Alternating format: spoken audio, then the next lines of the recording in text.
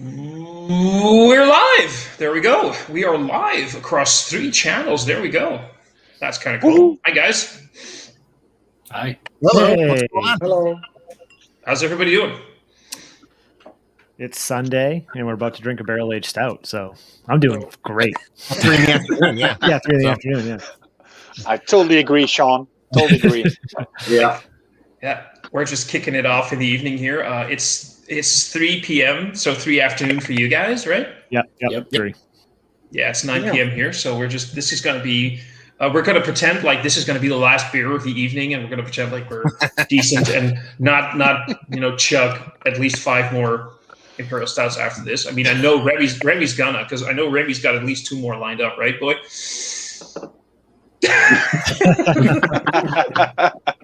Nice. Yes. It's 9 o'clock here in Europe, so I've done a little bit of barrel-aged beers. So yeah, I'm. How do you pronounce it? I'm. Day drinking. Day drinking is the best drinking. It is.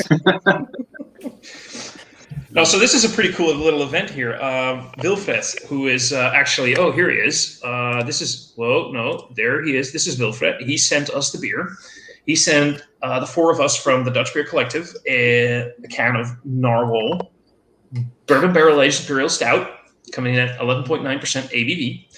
And considering you guys from the US can usually get this beer pretty easily, we figured let's make this one huge event of a live stream cross continents. And there we go. Who here has had this beer before?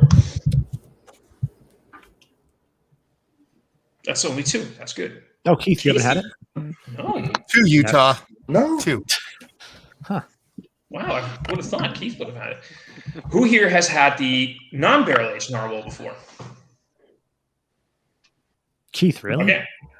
I might have had it, but I don't remember specifically. So I'm not going to say yes.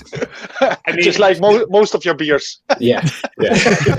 This is, by the way, why I think it's a real pity that Mike isn't here, because I remember his review where he did 4 Narwhals in one review. Yeah. You guys remember that one? I was thinking about going and buying a whole 4-pack and then sending a 4-pack and 1 can and being like, this one's for Mike and this is for Sean.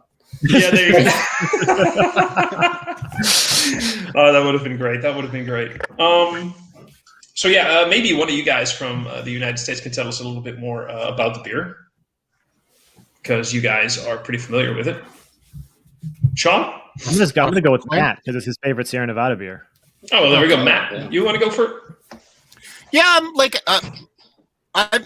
Sierra Nevada is one of the OG American breweries, and they're revered by a lot of people. And I'm going to tell you right now, I'll be 100% honest with you. I was never the biggest Sierra Nevada fan growing up. I like their pale ales fine. I've always had a soft spot in my heart for Celebration, but I've never been like gaga over them because they're West Coast leaning. I would like West Coast IPAs, but I'm much rather new school IPA personally. And Narwhal was the original beer from them that I was like, okay, this is what I really enjoy. And because it wasn't as aggressively bittering as a lot of their beers tend to be, and even though it is bitter, it wasn't over the top, and I loved it. So when they started to come out with the barrel aged version, which used to be exclusively in 750s, it's something I pick up every now and then, just because of how tasty it was. It was different from year to year, so I'm curious to see how this one goes. It's been a while since I've had one, but it's always been pretty damn tasty. But them going from the 750s, which were like $20 to $23 a piece, now we can get the 4-pack cans for like $20 a pop. Is pretty awesome. So I'm pumped. Right. Classic brewery with a really great beer and a barrel. What can go wrong? Well, several things could go wrong, but yeah, of course, we're kind of hoping that nothing went wrong. Again, so for you guys apparently should be speaking Dutch. There's a lot of hellos in the chat, by the way. I just want to tell everybody, thank you guys for watching, especially Wilfred. Thank you for watching and sending us the beer. Deanie's coming, maybe. Sending me. Yeah. I mean, Wilfred, next time you should send it to the States as well. That could be funny, sending American beer to America. Yeah, that could be. Hey, StreamYard. How about having a little translate thing underneath stuff? Can you auto translate like YouTube? Maybe that'd be an added option. That would be beautiful. Like if you present your preference, then it auto translates. Yeah. I'd like that. That would be funny because that would be very And we have Michael Gibson. Hello, everyone from CT. Hello, Mike. CT is Connecticut. Yeah. Well, yeah, some people you can't. How about we crack the beer? Yes. Why don't we? If Kyle was here, he'd be complaining we haven't opened it yet. Did someone read the can, or are we reading the can afterwards? Are we reading? I think you just volunteered. You can read the can. I can read the can. All right. Before I open mine, I'll read the can. Sierra Nevada barrel-aged Narwhal Imperial Stout. Deep in our barrel room, out of light's reach, our legendary Narwhal Imperial Stout rests in bourbon barrels for nearly a year. After aging, it emerges anew, rich with notes of oak, vanilla, and coconut layered onto the stout's malt flavors of dark chocolate and espresso. Enjoy this beast of a beer. 11.9% alcohol by volume. These cans are 16 ounces. You're missing a little bit of a depth, a baritone. Like, deep in our barrel room, out of light's reach, our legendary Narwhal Imperial Stout rests in bourbon barrels for nearly a year. So apparently, Thomas wants him to read it as the Transformers trailer guy. In a world. Let's say that Keith isn't the new Lauren Green or something. No, not really. So, wow, that looks Look impressive. At this. Once you go black, you never go back, boys. Wesley Snipes' favorite beer. I don't know if you guys knew that. Really? No, not even joking. Is that true? No, it's not true. Oh, okay. I was like, that's a weird fact, but it technically could be true. You just don't know if it's true or not. Yeah, that's true. That's true. Yeah, so it's absolutely 100% true. It's absolutely true. I spoke to him last week. Yeah. This one poured dark brown, but in the glass it's black as hell. Yep. Keith and looks like Sean had different heads on theirs. Keith had a gigantor head. Yeah, mine Sean down not relatively quickly. It could be my glass too. I poured it kind of intensely. Poopily. So I tried to pour mine a little bit aggressively, and it still didn't come out. But this glass, I usually get huge heads in anyway. Now I'm curious. What is the UK? What do you guys or the European? Sorry, guys. Does yours have Sierra Nevada Brewing Company, Chico, California, and Mills River, North Carolina, or does it just have one on the bottom? No, it has both. It has both. Okay, I was just curious. Sometimes they're. Should we check and should we confirm dates? I imagine they're all the same. 0204. 204. Yep. I've got a 101521. Oh, so they must have did 2 canning runs then for this year. There's something almost like a Michelangelo picture in that posture that Remy just had. That like a Michelangelo painting. Yeah. I think he's wearing his skirt today. Probably. Yes. I've got no pants on right now. Don't show us, please don't. I dare you to stand up. I was expecting a little bit more of a bigger bourbon character in the nose, actually. Bigger across the board because it's not even like I'm not getting a gigantic nose off of this beer. No. A nice, it's got a nice nose, but 11% and change nose, not really. No, really. It's got like some sort of soft muted chocolate thing going on. Am I the only one that's getting sort of like this is going to sound weird, like a minty component? Yeah, I was thinking the same, Thomas. Yeah. I'm getting sort of like a weird minty. An herbal component. A little bit of coconut too. It's a little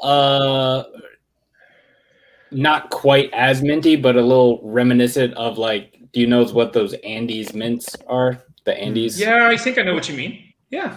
Yep. That's pretty fucking weird. I've never had that in a beer like this before. I've got it before. I just think it's because I'm guessing it's just residual hop. You know what I mean? Probably. Something left over from the hop, and just the way it's kind of jamming with the bourbon part of the beer. That's my just kind of guess. Yeah.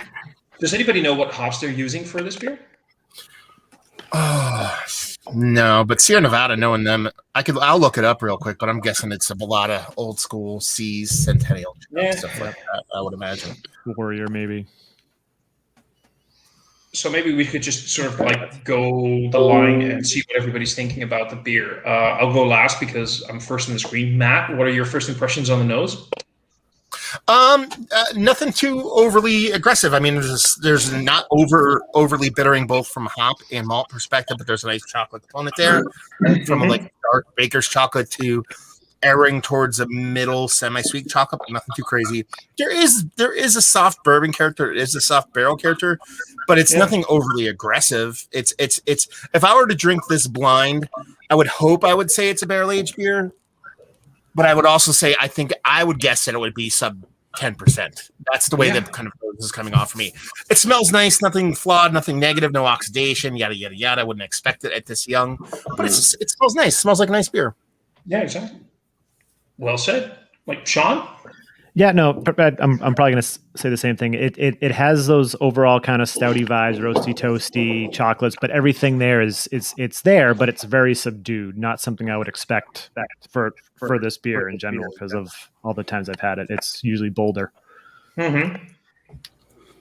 And for those playing along at home, Magnum and Challenger hops. All right, cool. Thank you for looking it up. Wilfred, who sent the beer, is saying the same. Not that much barrel and bourbon present. No, it's a bit. I mean, I get that sort of oaky, sort of like dryness a little bit. Yeah, it's coming off a little coconutty too. Yeah. Yeah. A little bit of coconut, not that big, but like a little bit. Douglas, what are your first impressions on the nose?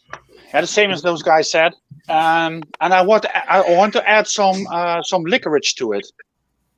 Yeah, A little licorice component. Yeah. But not so much like not like the sweet licorice, more like the wood itself. I don't know if you guys get this in America. We have the licorice wood, like the little sticks, so you can buy it as a sort of like a snack treat thing you can chew on. Licorice wood, like Twizzlers. No, it's literally wood. It's like the wooden stick thingy, and you can chew on it, so you get that licorice flavor. It's sort of got like that woody. Interesting. I think I get that. Gerben? It's typically. Yeah, it's really subtle on the nose. Some chocolate, some bourbon, but not a smack in your face because I like it. Yeah. Yeah. Basically, do we even have to go anymore? Because I don't think there's really. I think you're going to say the same thing. Yeah. You have to find something. Very, very, very soft chocolate. Some bourbon, some barrel, little coconut. I get the licorice thing. Now I'm really kind of hoping that Remy's going to say that he's smelling like some sort of weird tropical fruit thing or something, and he's like drinking an IPA. Everything has been said. But I smell a little bit of coconut. It's not as big as I expected. No, it smells good, so let's taste this sucker.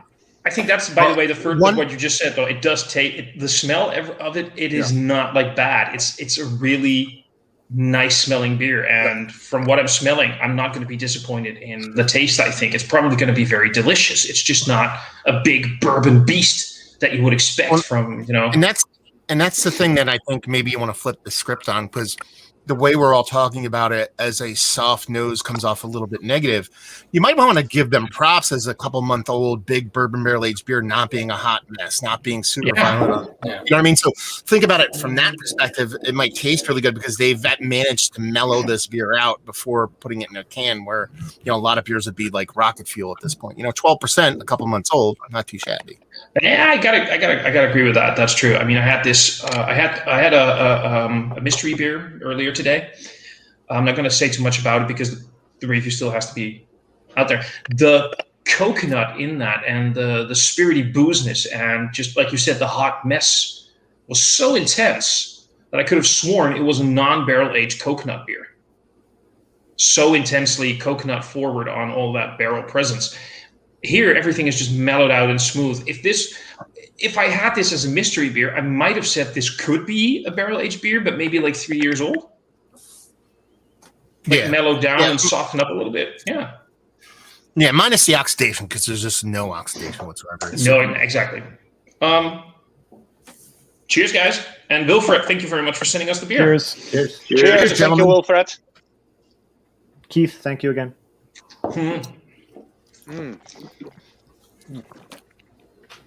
That mouthfeel.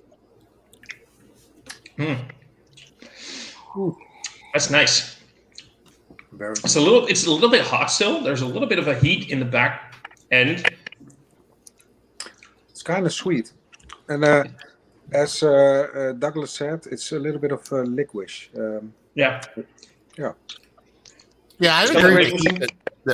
The one thing that I'm surprised at is I don't remember the base being, if anything, the base was this bittering. If a little bit less, it comes off a little bit more kind of bittering than I remember. Not like an overtly bittering beer, but there's a roasty, toasty kind of charry bittering to it.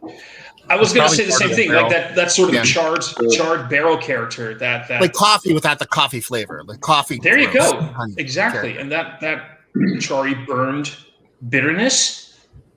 I didn't get that in the base stout, and I like it here actually. I appreciate it because there is a big sweet component in there. I think most of the sweetness on this comes from the bourbon for me. Like I think that's adding both sweetness for me. The beer itself, I don't think is overly sweet. I mean, it's 12%. It's going to be a sweet beer, but yeah. What do you guys think? The licorice component is more in the taste than in the nose. But what do you think of the coconut taste? I think it's more in the nose than the taste. Yeah, it's kind of like on the back of my palate, like kind of buried beneath all the other kind of roastiness, toastiness, hoppiness, for me at least. I didn't get a ton of coconut in the nose, but I'm actually getting more in the taste, at least for me. And I think that's more because the barrel's showing up as a whole throughout the beer, more in taste, and that's where the coconut would come from, obviously. But it's not like jumping out at me 2x4 to the face or anything like that. I'm not getting like coconut in the flavor. What I'm getting is, I don't know if you have the same candy bar in America. We have Bounty. You guys get Bounty? It's like it's like a white coconut center with chocolate around it. It's kind of like a Mounds bar. Is that like a Mounds bar? Almond Joy. Could be. So it's like it's not like fresh coconut or like actual coconut or desiccated coconut or whatever you want. It has that impression of coconut without being coconut. Yeah. And then that sweet chocolate. Bounties are almond or whatchamacallit. Oh God! Wait a minute. It looks just like a Mounds. Not Almond Joy. It's Mounds. Mounds. Okay, so like Gerben, for you, like the Bounty thing, is that like something that makes sense, or are you like no? I didn't get much coconut in the nose, and taste-wise, it's even less. I think. I agree. Like Matt said, it has more of a roasty, toasty component to it. Nice bitterness, chocolatey vibe. That's what I'm getting. But yeah, I'm really digging it. It's kind of dangerous beer for me, I think, because it's really easy to drink. So it is pretty dangerous. It is pretty dangerous. Like if you told me that this was like a 6% stout that was aged in a bourbon barrel for like a month, like I would be like, that's exactly what this is. Because it's not like I was expecting this beer to like smack me in the face a little bit, but it's very. I seem to remember it being that more smacky in the face because I've had last year's in cans, I've had the 750 bottles, and I always remember it being like a bigger barrel character. At least for me, but it's been over a year, so it could just be I'm not remembering properly. But it seems like it's good, but it seems like it's kind of missing something. Like just like the nose was subdued, it's a little bit subdued. Well, it is subdued on the palate, and that's not necessarily a knock. Well, I guess it is, but it's just not what I remember when I think barrel aged narwhal. And to circle back on something that that Thomas said earlier, when he was talking about the base beer with an aggressive carbonation, this has more of like a porter kind of mouthfeel to it. It's not like a super dense, thick, like dense imperial stout. It has this real, not effervescent, but just short of effervescent kind of soft mouthfeel to it that comes off creamy and fluffy. It's going to change how a beer is perceived. Maybe they up the carbonation. Maybe that's part of it. You know what I mean? But I actually, and here's the other thing. We're drinking a base old school stout that's barrel aged done. We're talking about chocolate. We're talking about coffee kind of on the fluttering. We're talking about licorice. We're talking about coconut. We're talking about a lot of pastry stout elements that come through additions of different kind of adjuncts. Well, we're getting all that from core 4 plus barrel. So I think sometimes we get lost in the fact that we have all these pastry, brownie, cake, and candy. Absolutely. We're kind of holding it up against those when it really doesn't. It's not even in the same category as those, you know? Because I want to say one thing. We're sounding, at least from my point of view, we're sounding maybe slightly negative a little bit because we're talking about some negative points here. I am fucking loving this beer. Well, it's delicious. And that's the thing. It's fucking delicious. This is like for 6 years. Sorry. We have 2 soulless gingers in here. We have a bunch of European unemotional guys, and us USA guys are at 3 p.m. Maybe that's just reflecting that way. I don't know. Maybe that's it. Listen, Remy? A few hours ago, I had the Firestone Walker, Parabola 2021. Mm-hmm. That was a 13.4% barrel aged stout.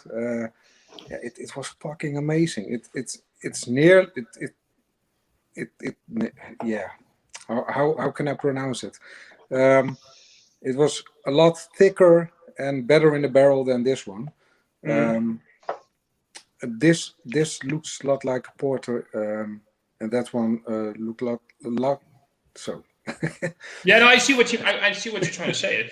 The Imperial Stout, that was really an Imperial Stout, and this is more like a porter. And to be fair to this beer compared to Parabola, I am 99% sure that Firestone Walker barrel ages their Parabola stout in several different spirit barrels and blends them across multiple levels to the way they want their beer to go. This is Narwhal in a barrel.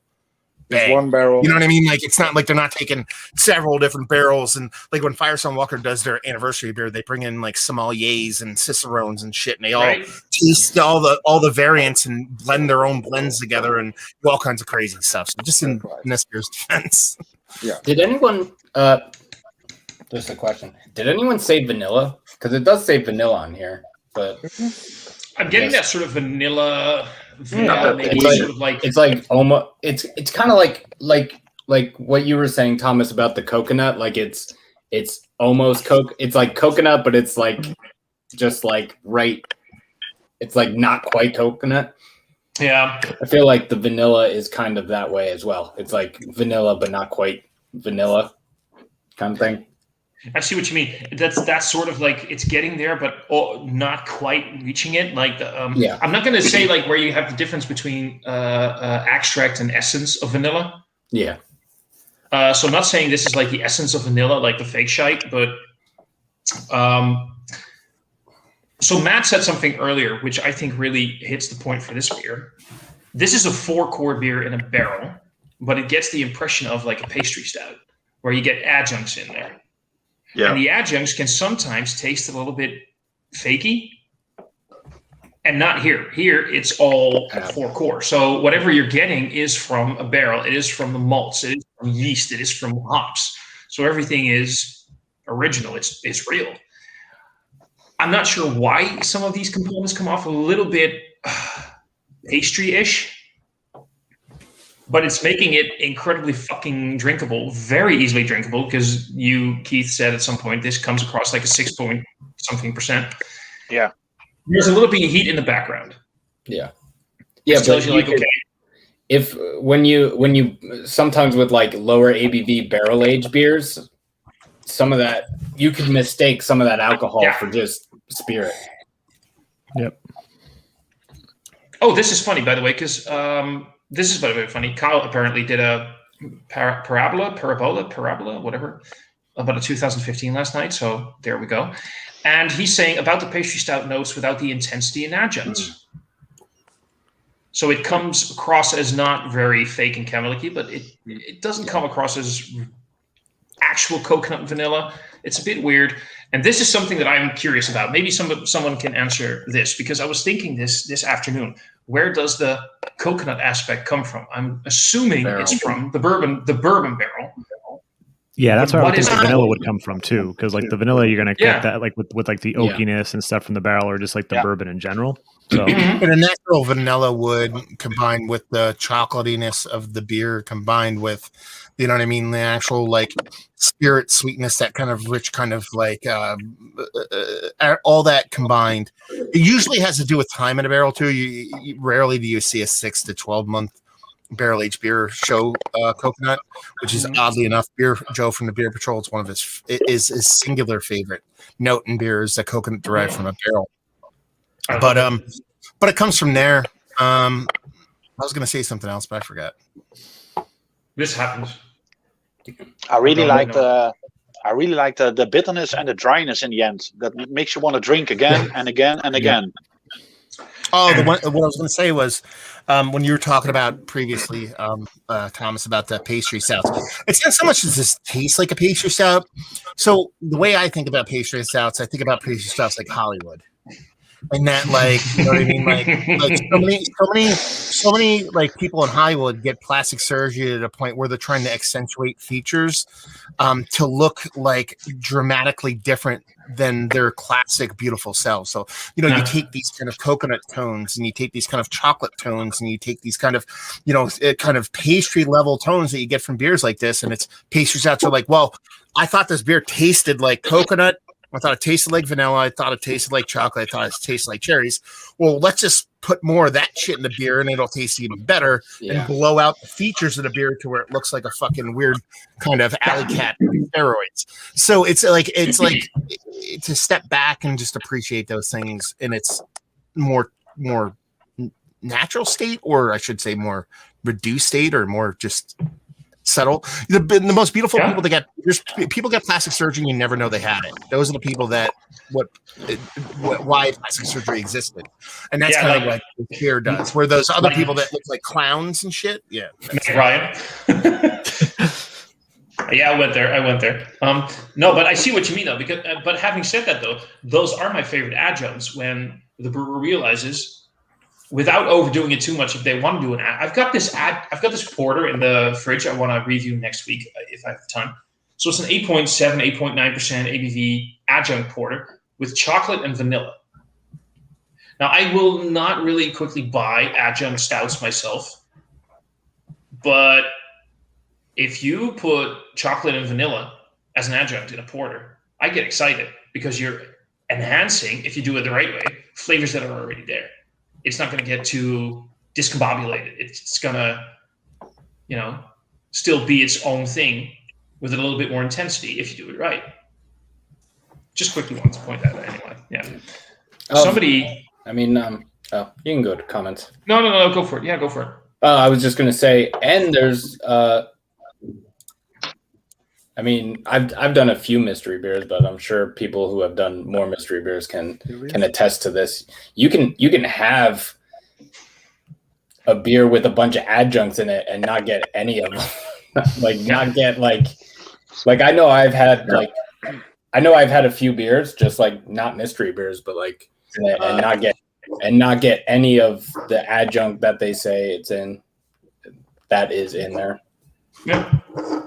So, but that means they kind of did it right, I think. Yeah. Unless you said you did an orange infused chocolate stout, you're not getting chocolate and orange, then you that reminds me. Katie and I went on a little road trip yesterday and we stopped at this brewery that I thought didn't exist because it was like they barely have an internet presence. So and they had a chocolate orange porter that tasted like those orange, those chocolate oranges. Oh, like the ones you like smash and then break the pieces off? Oh, wow. Need it. Sorry. I love those chocolate oranges. It's so funny because it's in Massachusetts. It's in Pittsfield, Massachusetts. Wait, you went to Massachusetts? You didn't tell me? We were like 4 hours away from you. Oh yeah, Pittsfield is pretty damn far. It's basically New York. It's like because Katie said the same thing. I'm like, Sean's like 4 hours from here. I don't think he's gonna like drive out here. And then Katie was like, we should really hook up with Sean, and Keith was like, I don't want to talk to Sean. But it's funny because it's an English guy. It's an English guy in like this like warehouse in Pittsfield, Massachusetts, and What's the brewery? What's it called? It's called Wandering Star. Haven't heard of it. Yeah, like it's like basically. Oh yeah, we were pretty close to Kyle. Can we all just please appreciate the fact that Keith is now telling a story and everybody's getting angry at him for you didn't tell us you were close like you were close by and you didn't even. What the hell is wrong with you, dude? Everybody's getting angry. I mean, we were less than an hour from Kyle. Jeez. Yeah, we were like I think the way we went, we were like probably 40 minutes from Kyle. Be really honest. Were you trying to avoid Kyle? No. Sorry, Kyle. I had to say it. To me. There's gonna come a point where at some point, 2 weeks after, Keith is gonna tell me like, "Did you know, by the way, I was in the Netherlands?" And I was just in the Netherlands like 2 weeks ago. I was just hanging out, mini vacation. I was in Groningen. Oh my fucking lord! Oh my god. Dini, you have to go up top. It says top chat and live chat. Switch to live chat. You'll see all the comments. I'm the newbie that only just learned this like a week ago. I'm a stupid idiot. True. So we're gonna start at the bottom right now. We're gonna go to my little bottom bitch there, and there's Remy. Remy, final thoughts on the beer. Because you already finished it almost. There you go. Oh my god. No. Not yet. I've got a lot of still in my glass. It's great beer. It's very solid. It's a good bourbon barrel aged beer. Yeah. But it's quietly it's dangerous. I think you must sip this beer, but if you drink this too fast, you God damn. It's like easy drinkable. It's a very dangerous beer. Yeah. You can chug it like fuck yeah. Gerben, your thoughts on the beer? Yeah, like Remy said, it's really easy to drink. Not bad at all. I kind of like this because nowadays you always get more of the pastry stout things, and not really loving that. But this is more like a 4-core beer on a barrel. So I'm pretty excited. Yeah, I like it. Great beer. All right, cool. Sorry, just popping through the comments here. Douglas, your final thoughts on the beer. Yeah, I really like this one. It's a nice beer. It makes you want to drink too fast, and you shouldn't do it because of the alcohol in it. I would rate it. I think 4 out of 5. Yeah, I can see that.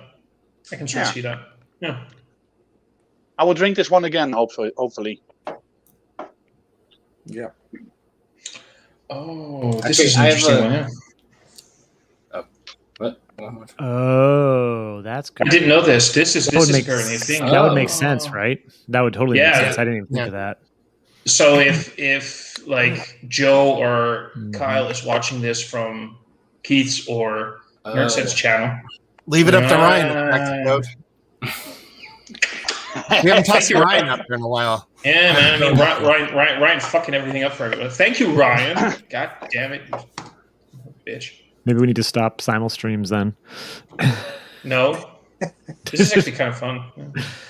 Keith, final thoughts on the beer? It's good. I like it. I want to amend a couple things. as people pointed out, it's more porter-esque. Mm-hmm. And I will say that from what I said before, as it being like a 6% stout, like 6% porter that was aged in bourbon barrels for like a month or two or whatever. But I will also say that after drinking it for a little bit, I am sweating. So it is definitely high alcohol. Oh yeah, I know exactly. So what, I will I will also amend that. Like it definitely, like it doesn't necessarily taste like 11.9%, but it definitely hits you like it is. So, but it's good, and I'm curious, like, and we can leave this question for the end. But like, I'm curious what people think this would age like. I mean, I know you can't be like because it's already so soft and like kind of whatever. Mm-hmm. Like, I'd like to get back to that. That's a good point. I'd like to get back to that at the end. Yeah, I like it. It kind of reminds me of a beer that the whole thing with you want like a low ABV that hits higher and not a higher ABV that hits lower. Mm-hmm. All my videos.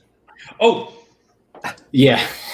Wait. Go back to that other comment. I will in a second. Josh, we will get to this. I saw this question earlier, and I wanted to get back to it. Josh, remind me. Mike and I just had it recently too, so it's very. We will comment on this. We will comment on this. Yeah, he had it yesterday. There you go. I'm supporting Nerd Sense for the stream just because Keith was in his neighborhood and didn't even tell him. I love you, Joe. Joe. There's a word for you, and I love it. You're adorkable. Adorkable. Oh, cool. I would like to come out that I do think it is slightly better because. Okay, I'm gonna come back to this when I give my final thoughts on the beer. Sean, what are your final thoughts? I like it, but as I said before, it is like it just feels different than what I remember it being. If I could pick, and I haven't had this year's base, but just going off Narwhal base in general, if I could pick base or this year's barrel age vintage, I'd probably pick the base because at that point, everything is a little bit subdued in here. So even the barrel character is subdued enough to where I think I would just prefer just the base Imperial Stout over this one. Mm-hmm. Now, remembering last year's review in like 2015 and some other ones, like those were just bigger barrel character from memory. So that's why I think I'm going towards the base compared to this. While this is very tasty and it does drink very quickly, as everyone was saying, because it definitely drinks lower than 11%. But just for me, I think I'm also comparing it against the other vintages, which is probably why I'm being a little bit more negative than everyone else. I understand. Yeah, I was about to say you're so negative. I'm not liking it. So Nick's not here. I was kind of somehow. Yeah, I was kind of zoning out there because you were so negative. I was like, whatever. You pulled an opposite, Mike. You were like, I like this and whatever. This is the worst beer I've ever had.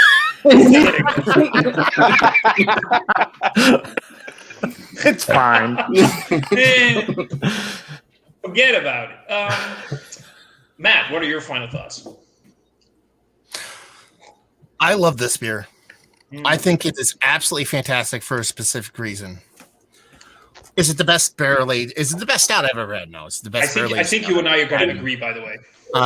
And like, it gives me enough like based out to where it's not lost to the barrel, but there's enough barrel there to keep me excited to find whatever. I think it's delicious. Am I pissed off that I paid $20 for a 4-pack, or may I say Keith paid $20 for a 4-pack? No, yes. Of course it was free for me. Is it as robust? Is it as robust and big as a BCBS? No. Is it the best bang for your buck that you can get for $20? No, because New Holland Dragon's milk is that. Ooh. But what this beer did was bring us all together on YouTube. Yeah, and that's awesome. Yeah. That's why the beer is fucking fantastic. Cheers to that. This is why I'm okay. The last comment I didn't think about bringing us all together, but you basically said everything I wanted to say as my final thought. So yeah, did we? What am I most happy about for this beer? I got it for free. That was fucking amazing. The only thing that I'm a little bit pissed off about is I had to pay for postage to send it to the other guys, except for Douglas. And Douglas actually took a 2.5-hour trip to me and 2.5 hours back to his home to pick it up. So that's kind of cool. Gotta get those That's bums. me. And I brought some beers also. Yeah, that's true. You got me free beers. So here's the thing. I agree with Matt. Is this the best bourbon barrel aged beer ever? No. Is this a good bourbon barrel aged beer? Yeah, because I had the 2021 version not that long ago, a few weeks ago. This adds subtle notes of barrel and a little bit more complexity. And like I said, my version I felt a little bit too overcarbonated. The carbonation is a little bit down. This adds a little bit more character and a little bit more depth to a base beer while still being the base beer. Also, even though I didn't pay for it, this is $24 for a 4-pack for me. And like I said earlier, a Bourbon County barrel-aged stout is €23 for a 500 milliliter bottle.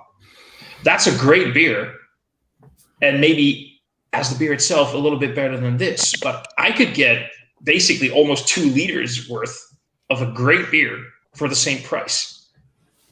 This is an awesome drinkable beer. The only thing that's really shit is that it's fucking dangerous because, like Keith said, this drinks like a 6% ABV stout, and you're halfway through the can until you suddenly realize, oh shit.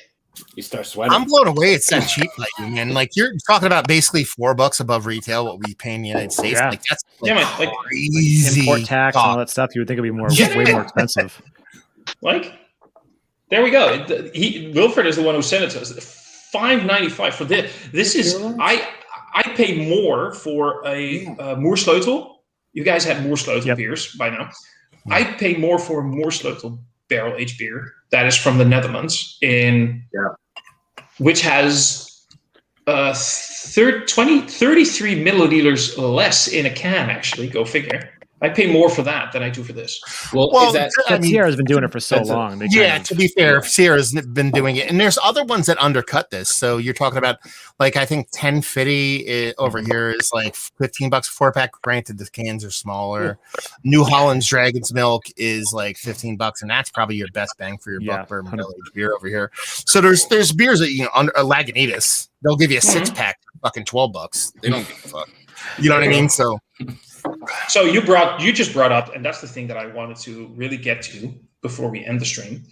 Josh asked in the stream, how does this compare to 1050? Now, Remy, you actually had 1050 bourbon barrel aged yesterday. New vintage. How was it compared to this? Do you remember, though? That's the first question. Do you still remember, or did you have No, it was a little bit more of coffee. Coffee? It was also very thick. Also a great beer. But So if you had to choose? I choose this one because there's more in the can than in coffee. This is where Remy's proving he's Dutch. He's cheap as fuck. That's what Dutch people are. We're cheapskates, and you know when we can get more for less, we're happy. It doesn't matter about the quality. If we can get more for less, we're happy. So yeah. So that's a Dutch thing, not like a 4'10" thing.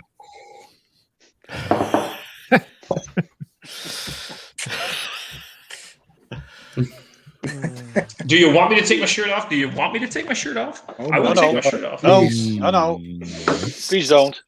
Somebody said yes. So who said yes? Somebody said yes. Keith. There we go. I didn't say anything. Sean, I was actually just waiting for you to take it off. I have no. It was James screaming from wherever the fuck he lives. Just push his soul into the live stream. No, it's Keith was disappointed you didn't take it off already. Next time, I'm just going to stop. Ryan's in the chat saying no one said yes. You just heard it inside your brain like a psychopath. You know me so well, though. You know me so well, Ryan. I quickly wanted to. Could you give your opinion on this Berghoeven bourbon barrel aged Zwarte Snorre? So, at some point, I want to send you guys some bourbon barrel aged or any kind of barrel aged Zwarte Snorre. This is for me. The Zwarte Snorre is Dutch for black mustache. This is one of the best barrel-aged programs in the Netherlands. These guys rock. They are fucking amazing. And you can compare because the base stout is so completely different. It depends on my mood. The Zwarte Snorre has like this sort of tar, leathery, bacony, smoky thing going on. You know what I mean? Sounds awesome. Yeah, it's fantastic. It's fantastic. And you can compare it in any kind of way to this. Both are great, but in a different kind of way. If I had to choose, I would probably support my local because I want to go for, they're pretty local to me, but they're both equally good. Yeah. Agree. Just a straight up. Oh, wow. There we go. Yeah, I think it varies, though, because I had it Mike and I had it 2 weeks ago. I don't even know if we posted. I don't think we posted it yet. And I still love that beer, but I think it also kind of what I said about this beer. The vintage wise, it changes based on the vintage. Now it's in 12-ounce cans. Like when it first started coming out, they put it in 19.2-ounce stovepipes for whatever reason. But yeah, what the fuck was up with that even? Yeah, I don't know. And it was it's very fudgy. I think it has more barrel character than this particular variant. But going back to what I said about previous vintages of this, I think I would always pick previous vintages of this over barrel aged 1050. But compared to this year, I'd probably go this year's barrel aged 1050 to this year's barrel aged Narwhal at least. Yeah. So I have a sneaky suspicion when you're looking at, and unless the canning line for the stovepipes is incredibly expensive, I have kind of a sneaky suspicion that a lot of these beers, with the emphasis on a lot of breweries wanting to push out barrel-aged versions of their stouts, I'm at this point where I think maybe overproducing the base beer, less barrel aging for the barrel aged version, putting it in these smaller cans to be able to push out more individual cans, which means more, income, making it quicker to bottle and easier to can, because you have to have these very specific cans that are probably a little bit more pricey. Because I remember paying just over 20 euros for a stovepipe, and the 12-ounce is 7 euros.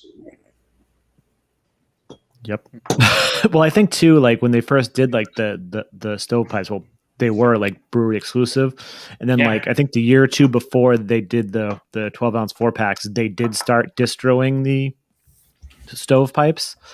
So I think it's just I think the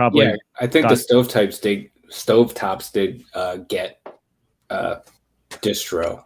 They did for like I think a year or two. Yeah, it was a very short-lived. I kind of if they could put this or even barrel aged 1050 in an 8-ounce can, I'd be all for it. Like, they're just better for single servings. The stovepipe came around because stovepipe came around because whatever they're called. Because a lot of breweries in the West Coast started to do like a bunch of their crushable beers in stovepipes, like 21st Amendment and fucking like Sierra Nevada and stuff like that. And I think they just said, "Fuck it, we have the cans." Because when stovepipe cans came out, that was during like the 16-ounce can shortage. So they're just like, "What do we do? Do we put it in a bottle? Fuck it, let's put it in the stovepipe can." And I guess they just figured someone's going to want to go to sleep, so let's just put this barrel-aged fucking beer in this thing, and it's night juice. You know what I mean? And, I need sleep. I don't sleep anymore. I just get knocked out, and then 4 hours later, I wake up and I go, "God damn that fucking." Then where did it go? I know I had some of them floating around. What Joe is talking about is these little itty bitty. There we go. Yeah, I thought I did too. I don't know if you guys get these over there. Sometimes. These little things. No, sometimes these little 8-ounce cans. No. Yeah, we get them like every now and then, but hardly ever. Yeah, this actually, is the best. thing in the world for barrel-aged stout. So great. Or Never big, Thomas. huge ABV stew. Anything high ABV, yeah. Remy, go shut the fuck up, Remy, because I've actually had them in my hand, local here. Seriously? In the Netherlands? Yeah. In a beer shop? Yeah. Are they local Netherlands breweries that you've had, or No, imported stuff. Okay. Which is, by the way, this is the reason that I'm putting up this comment. By the way, yeah, there is definitely a price difference between USA to the Netherlands, Netherlands to the USA, because you have to shit the shit. That ain't. I can. Both testify. of us know how that is not cheap. Yeah, and I can testify because somebody thought it was a clever idea to put yeast on the box during a fucking pandemic. I don't know. I was afraid to ship internationally, and I thought I'd be somewhat. I don't know. That was my bad. Never put yeast on the fucking box during a pandemic. I just put candles now, and I ship domestically. I put collectible glassware on it. That would have been that's way smarter. But seriously, it was a. You put up fucking bacteria. When I sent Sean the Narwhals and stuff, I put trading cards on the thing. There you go. Yeah, but this shit gets more expensive. Like, what do you guys like? Matt, I know you have seen it around the not even the barrel aged version, like La Trappe quadruple. Mm-hmm. What is that for you? Well, quads, man, like they're usually floating anywhere between like $24 and $32 American a bottle. What? For the barrel aged. No, I'm not talking. I'm not talking about the barrel aged version. The barrel aged version is about $20 here. But do you get like the normal, not the non barrel aged version? Do you get that? $7.50 of La Trappe quad by me can run you anywhere between usually $10 to $12 American. Yeah, it's about $7 here. So there you go. Which is a normal price difference because it's an imported beer. Yeah. So yeah, and the same thing goes for us. I mean, we were all very surprised that basically this is almost equal. Keith. Yeah. Can I ask you a question? No. I already did. I hope it's about the lava lamp. Do you like this one more than the Moersleutel Black and Yellow that we last did? No. I like that one more. Really? Me too. Oh yeah, I definitely like the black. Yeah, without a doubt. That one had much more going on. It tasted more like a stout than this one. Like, not that this doesn't taste like a stout, but it like gave the impression more of a huge stout than this does. But this is more dangerous. Yeah. Yeah, I agree, Ramy. I totally agree. We totally glossed over something that I like to talk about, which is there anything better than black and gold on a can? I mean, I understand there's a lot of gray. It's super satisfying. Like it's so just beautiful. such a great can, such a great can art. The only thing that would make this better if the whole can was black. Yes. You know what I mean? Then it would just be like straight up like honestly, like give me black and gold in a can. I'm like, this can's fantastic. I agree, Matt. Yeah. This is the best comment. One's got a package Also, yeah, Dini, just so you know, Dini, right now, but right now, Dini, maybe it was beer, but Dini, you have to realize right now, I'm tempted to just send you sex toys. I'm gonna start saying use sex toys. Exactly, label it as sex toys and see if anybody opens it. And this is domestic. This is going to be domestic. I just want to put it. I'm just imagining Andy Dwyer singing "Sex Hair," but sex toys instead of sex toys. Like, sex hair. Could you imagine just putting that on the box? Sex toys, wrong size. Again, a big shout out to Wilfred. For anybody out there, pro tip. Yeah, use sex toys. Like, did not clean. Douglas, what were you going to say? I want to say a big shout out to Wilfred for sending us these beers and also making two continents of the world come together. Yes. Well, yeah, brother. It's like Pangea. No, sorry. That's a different website. If it was two continents coming together, it would have been OnlyFans. If we are talking about sex toys, how does this look? Look, I have one thing to say to you, Luke, dear Luke. And I'm being honest, this is really a water bottle. Yeah, right. Ooh, Let's move on. Okay, no, but let's get serious for 1 second. Let's get serious for a little bit because do you guys think some of the stouts out there are too heavily adjuncted? Yes. Yes. Next question. Yes. Yeah, that's not even a question. That's Wait, absolutely. Do you guys want to? I don't know if I have much input on this. I'm more curious about what the more experienced people have to say. But like the what this would age like because usually you age beer and it gets softer. Like, do you guys think this would just get to the point where it just tastes like a yeah? Like what? I love you, Joe. I love you, Joe. I know what Keith is. No. I know what Keith is trying to say. Keith, I think that the problem, or do you think the barrel stuff might? Or well, whatever. Never mind. No, but I do have think a the answer can to with the a answer. year on it, and I have a Yeah. 2015 bottle, so Yeah. something I want to try soon. So for me, the thing with this beer, this like Matt mentioned this as well. This beer tastes like it's 2 or 3 years old. Yeah. Without the oxidation.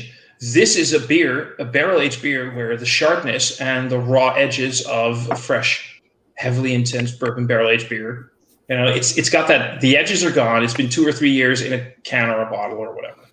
Yeah. But without the oxidation, I would not have minded a little bit of oxidation in this, like just a little bit of that edge of that the oxidation would have been nice.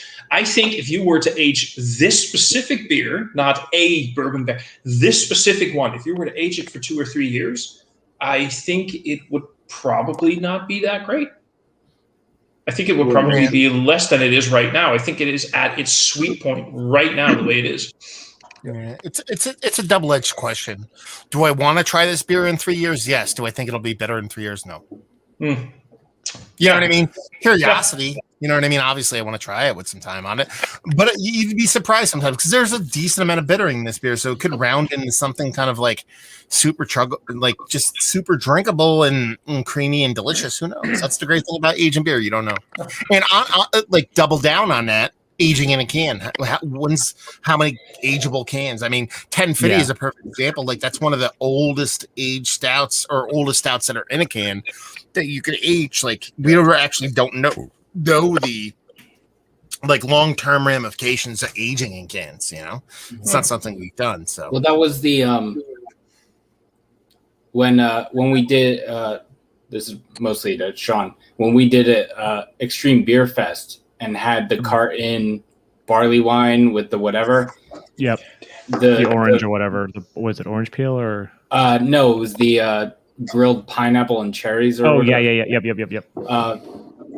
The video was like, they put out videos for all the beers, and the carton video was saying like, it was Augie talking about aging in cans, and basically cans are like. I remember that. Yeah, like the best way to do it, really. Well, yeah, because you don't get any oxidation or anything, or at least a lot less than bottles. But then they released bottles of that beer. But my point is, like, I feel like if you're aging something. I love all of you. That's interesting. Sorry, Keith. I'm fucking with you. I'm sorry, Keith. I love you.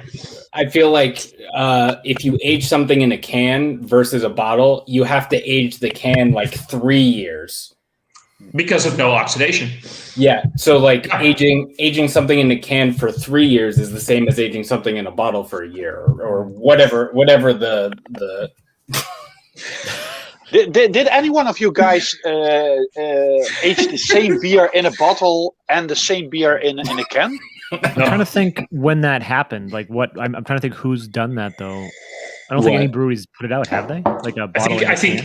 I think Keith. I think both Keith and Matt would be the kind of people who want to do that, but Keith would forget, and Matt accidentally drinks it from the wrong. Yeah, probably. Oh no, I would from the wrong. No. Steve, here's the thing. You said I would accidentally drink it. I wouldn't. I drink it on purpose, but then say I accidentally drank it. We could do it with wine Stefano now, but I don't think you want to age it. Because I would like to do that. You could get the half in both bottles and cans now. So. That would be. No, I think with that particular beer, they released it in They put it in cans for Extreme Beer Fest, but then they released bottles specifically so that people could age it. We don't get Valle Stefana in cans, by the way. We do get the other one. The Oddly enough, no. Best beer Nevada ever made was the Braupunkt with Weinstefana, by the way. Schneiderweisse. Oh, that was Schneiderweisse. Yeah, we get Schneiderweisse in cans and in bottles. That's where we go. So I just really wanted to comment this one. I like this one. Joe's beer reviews. He's commenting in Dutch here. He's saying that, or technically he's commenting in Belgian because he's a Belgian man from a Belgian movie. Oh fuck! I did it. I'm sorry, dude.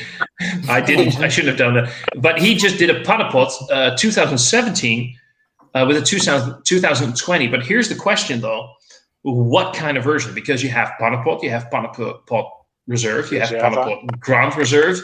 There are so many versions out there with different kinds of barrel aging. So I'm just kind of curious, what did you compare to what? What does the rest of that say? And not considering that the the Panapots are kind of like a crapshoot, like it's Russian roulette whether you're gonna get a good bottle or not. Holy shit, right? But some of them are just like flat, hard, like hot messes. But they're still tasty. But they're. And the funny thing is, though, if you even though there can be hot messes and infected and sour and whatever and fucked up, you can still tell that it's a Panapot because I still remember this mystery beer review. And I was reviewing it, and at some point it just clicked. Spot on. Yeah. And it was fucking spot on. Even though it's always, you can always pick out when it's a Panapot. And I did that before with Strauser beers. Remember guys, when we were all together here at my place, Douglas sent over this mystery beer. Yep. And it was a big bottle, and it was a Panapot as well. Yep. Yeah. You can always pick out Panapots, no matter if it's infected, if it's barrel aged, no matter what, you can always tell with Panapots. It's one of those fucking beers you can always tell, and I love that. Maybe I grab some Panapot right now. Go for it. Do it. Go crack open a Panapot. Do it. You go. Yeah, what are we going to do, guys? Are you going to crack open another beer, or what are you going to do? Dude, I'm cool with just. No, I'm still drinking my Narwhal. You guys do whatever you want to do. No, I'm just drinking. What happened to your Narwhal? Did anyone else chug this? I feel like mine's completely gone. I feel like just clearly chugged it. This is my last. We've been talking about how we shouldn't chug this, but in my head, I was like, "Oh, I'm gonna drink half the can, a quarter of the can on the live stream. Then I'll bring it upstairs, and I'll sip it for a couple hours." Here we are, an hour later. I'm ready to finish it.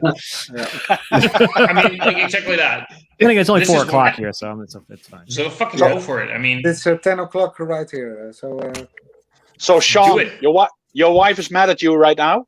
No, probably. My wife is in a she will be. Ask that question anytime. Yeah. Yeah. She did say the other day, she's like, "You're doing more and more live streams lately." I'm like, "No, I don't think I am." Yeah. Yes, you do. My wife was like 3 o'clock. Why? It's like, it's the guys. They're like time zones. Yeah, man. I mean, I remember this from my ex-girlfriend. She was looking at me at some point, at a Sunday afternoon. "Are you drinking?" And I looked at her. "Are you looking at yourself?" "Of course I'm drinking." I'm sorry. I don't want to, but those Dutch guys, they needed us. Exactly. That's what I said. It's the Dutch guys. They need us. Somebody went over to Halvatama tomorrow. So this is the only beer for me this evening. Weakness, Wilfred, I love you for sending us this beer, but weakness disgusts me. Go have another beer.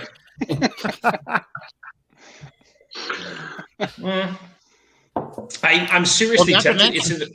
Keith only has like 6 more days of beer left. Yeah. Well, yeah, I meant to ask. I don't think it might actually be the 1st, but it's going to be like a month, roughly around the 1st of May. Now you not doing just beer or all booze? Why don't you pick 30 days throughout the random calendar year? Yeah. Add it all together. Not necessarily. I get a month of over. I just cherry pick 30 days throughout the whole year. Yeah, not necessarily consecutive, just 30 days. Yeah. Now I feel like singing that one Robbie Williams song, but I promised myself I wouldn't sing on live streams anymore. So, Dinny's telling me just find yourself a wife that loves beer. How about I just find myself a wife? And there we go. My wife does love beer, but I think she's hungover today, so that's probably why. Oh, get her on camera. I want to see her hungover on camera. Oh no, that won't happen. We were supposed to, so Mike's away this week, and I was like, oh, we're not reviewing Friday, and she said, oh, maybe I'll do reviews with you, and she's like, I'll have to do my makeup and stuff. So Friday comes, and I go, hey, do you want to? And I texted Mike. I was like, hey, can we review this Mortalis beer that Kyle sent you? Carrie goes, yeah, and I was like, there's probably a chance it's not going to happen. And then Carrie goes. And on Friday, I said to her, like, do you still want to review that beer? She goes, nah, I have to do my hair. I was like, Jesus Christ. Fuck off. Yeah, like, what's that all about? Ooh, there we go. He's actually doing it. He's doing the Pannepot. No, but I by the way, while Remy is pouring the Pannepot. Is Remy even awake right now? Is he? He's just like he's just at this point, right? He's just like. He doesn't know what he's doing. I can actually attest to the fact that at some point Remy will be the one that's always drinking and not talking. I have been to many beer festivals with him. He is always there. He's not talking. He's drinking, and yeah, he's our hero. He's like, I have a group of friends, and he is the Jeff of the group. Yeah, because Remy looks like a Jeff. Jeff was I actually haven't seen him in years or whatever, but one specific weekend, Jeff was always drinking the entire weekend, but he was always the one who was always awake. He was always drinking, but he was always awake. And is that what Remy is for you, Dutch guys? Let me tell you who Remy is. Let me tell you. By the way, Remy. Before I tell this story, I would like to know this Pannepot vintage, please. Which year? This is a Pannepot. It's especially brewed for the Danish market. Okay. It's dark quadruple from Flanders. It's 10% ABV.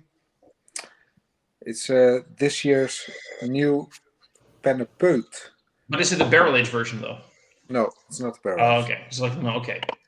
No. Well, you got the proper glassware going on, so that's good. You go enjoy that, and I'm going to tell an amazing story about you and me. So the last beer festival that Remy and I went to was in 2019. I don't remember half of the festival. Right. Like every festival. What I do remember is that in the morning when I woke up at some point during the morning, I got a few videos sent to me of me singing. Oh my God. Yeah. And I didn't remember singing. I didn't remember that being filmed. I didn't remember anything. I remember texting Remy, what the fuck? Who filmed this? And it took him about 15 minutes or so before he replied, I think I did. That basically tells you who Remy is. Kevin, we can honestly say that Thomas is over-exaggerating because I think he remembers 20% instead of 50. Probably. Dee is asking me, are those videos still out where there? Are they? Dee, hit me up. I'll say. Oh man, I remember singing Backstreet Boys. I remember singing. Was this karaoke or were you just singing? No, I was just singing. I was just singing. The video. Thomas, you wanted it that way. Thomas, you have to send me the Backstreet Boys. I will. I will send it. I will send it to for Katie, not for me. I will. I will send it. She will absolutely love that. Thomas, Thomas, why don't do it now? Yeah. Yeah, just start singing now. Just recreate it. Do it.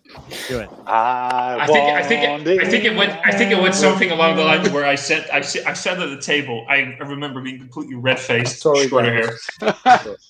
You Tell us are why. my fire, my one desire. I want it that way. Tell me why. Sorry. I think this is more sad. How do you pronounce it? This is Thomas. Please take off your shirt. That's better. No. But anyway, the thing is though, I was so fucking drunk. I don't remember doing any of that. I don't remember any of singing anything. And he just sent me those videos, and that's the beauty of it. He didn't remember Beer Fest filming did that to you. There was one Beer Fest where I woke up, and then turns out we did karaoke. Do I remember doing karaoke? No. I told him at one point. That, though. I told him at one point. Do you remember, Remy, that you smoked a cigar? And he just texted me, "What?" I'm pretty sure you could taste after you smoke a cigar. The next morning, you can tell you smoked a cigar. He smoked a cigar. He smoked it, but he didn't remember smoking a cigar. So that was one of the best. No, I didn't remember. Thomas said to me, "Yeah, what?" Yeah. The beauty thing about that beer fest and the cigar was, I smoked a cigar as well. I'm blind in this eye, in my left eye. I'm half blind, so I don't have depth perception. Take that with a few beers. Trying to figure out where the story's going, but okay. No. This is the funny part. He's always blaming his eye. Take the fact that you had a couple of beers and you're intoxicated and you don't have. So I thought it was a cigar and I put it in my mouth, but I'm half blind. Yeah, I put the cigar, but I'm sitting there trying to light the cigar, but I don't have depth perception, so I'm just sitting there with the cigar in my mouth, going. Who said it was a cigar? I do remember it was a cigar. I do remember, Remy, you tasted a bit funky. It wasn't a cigar. Oh my god. That was the last festival that the four of us had together before COVID hit. Yeah, and that was Thomas. The best festival we ever had. It was in The Hague. Oh my god. At Compound. Oh. That was awesome. Yeah. I have. That was amazing. I have some great memories of that. I remember the first time you and I met in real life. Yeah, we were drunk. And of course I was. But I mean, the first time we met on that train station, and I remember just you standing there going. Yeah, just like He's like, holy shit! Looking up, going, whoa, he's tall. Thomas is a tall guy. I'm a little bit short. Matt doesn't believe me. Matt thinks I'm 4 feet something. I don't know the American. How do you say that? Feet. But Thomas, measurement. You are in meters. 190 or? I'm not. Centimeters. Matt, how tall am I again? Matt, how tall am I? Millimeters. What? Yeah. You know how tall I am. How tall am I again? Matt said millimeters. 2'7", right? You're 3 stone tall. You live in a dollhouse, right? Don't maybe get on the swords again. Thomas is a big fella. The baby sword? Yeah. It's like literally a butter knife, but when he holds it, it looks like a broadsword. Keith, he's living in a dollhouse, and even then he can't hit the light button. It's so high, I can't reach. I'll fuck. I'm fucking up. I just figure when Thomas does videos with people, he's sitting really close to the camera and everybody else is like 40 feet back, so that it looks like they're the same size. That's what I have to do with Mike. Shit, I didn't think of that. Oh my god! Really? Oh my god! I'm sorry, I have to disagree. I'm not short myself. I'm 181, but Thomas is a tall guy. He's like 190, 190. 190 shit. I'm 190 shit. Right. Thank you. That's love. He's 1'9". Oh, no. 190 lumber. He's 1'9". Oh yeah, well yeah. So some men are longer than others. That's all I got to say. How are you doing, Matt, with your child? Is everything okay? He's fucking awesome, dude. Yeah. Like he's so cool, man. Like he's a cool kid, man. He's cool. He's awesome. He's like getting to the point where he laughs at shit, and it's like yeah. He's only 6 weeks old, but he's starting he's smiling and laughing, but you can tell it's not just because he's shitting. You know what I mean? So it's like, it's like kind of cool, and it's just like whatever. He's tracking me with his eyes, and it's awesome. The next time I'm gonna crap over you. Exactly, it's a little bit of both. He's smiling at you, but he's also smiling because he's shitting, because he realizes, there you go, Dad. You have to clean my shit. I know, but no, it's awesome. And we got I have a great wife and a great family and a great support system. So it's not like, I know some people, they're doing things by themselves, or even if they're doing it with their partner and everybody's stretched to the max. We have a third party that alleviates a lot of pressure. So I'm one of the lucky ones that not only do I have a stable home life, but I also have like a really good support system, and that goes a long way. So yeah, be proud. Proud dad. Yeah, exactly. I'm doing beer tube on a Sunday. How do you think it's going? Yeah. My kids are that's two opposites of the spectrum. Like, because we also have Sean, who has a wife that's hungover, so he can do a beer tube on a Sunday. Well, she's dealing with a 6-year-old upstairs, so too. Yeah. There you go. And Keith, where is Katie anyway? She's at her parents' house. Oh shit! I'm gonna run over and chug a beer with her real quick. Yeah, do it. Katie's parents live they're they're like 1 right minute that way from me. She's like. For anybody who isn't aware, Katie has basically. Katie's closer to Matt than I am right now. Aww. Katie's got a better end of the deal. Literally. I hope everybody is aware of the fact that Katie has basically taken over Keith's channel. Yep. Oh yeah. Today it's called Katie and Keith. Yeah. and then Keith between brackets. Maar serious Keith. My oldest son is also called Keith, so it's pronounced after you. So yeah. I'm honored. Are you gonna start calling him fake Ron Jeremy soon as well, Remy? Please don't, though. Please don't compare his son to a porn star. No, he's Mark Ruffalo. Oh yeah, Mark Ruffalo. I'll pick up Mark Ruffalo. That's good. I probably should point out everything. I'm gonna start telling everybody that Remy has a tattoo of my name on his wrist. Wrist. Yeah, wrist. Let's just keep it at wrist. That's where the tattoo is.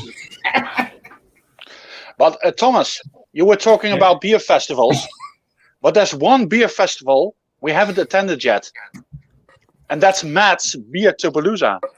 Oh shit! Oh yeah. Mm-hmm. Oh, I haven't told you guys yet, have I? Because going down. You guys don't know this yet. I told the Americans already, but you guys don't know this. I'm gonna emigrate to America. What the damn hell? Is somebody from Texas in here right now? What's going on? But if you come to America, though, can you still be part of the best beer collective, though, Thomas? What incarnation? What in goddamn tarnation gonna get? No, right? No, I'm serious. Y'all got to hear all about this shit because I'm going. The American Beer Collective. It's gonna be the American Dutch Beer Collective. I'm gonna get the fuck out of here. I'm gonna get the fuck out of here, get my shit, and I'm gonna get the fuck all the way to America. There we go. I'm getting the fuck out of here. You know what Thomas is going to do? He's going to make America great again. That's not hard. If Trump can do it, Thomas will. All right, Adam, I fucking actually literally spat my barrel. Sorry. Oh my god. Oh, look at this. Remy, apparently you got a great Texas accent. Go do it again. Yeah, I know. Fucking here. Just turns out that Remy's just from Texas, and he just like moved. He's been like handicapping us the whole time. He's just some random butt drinker in Texas. What? You guys, haven't you guys heard that Remy is Arnold Schwarzenegger's stand-in double? Oh, fucking do it. Do it, Remy. Do it. No, you need to hear this. You need to hear this. Do it. Do it. Do it. Do it. Do it. Chopper. get to the chopper. No, but do the.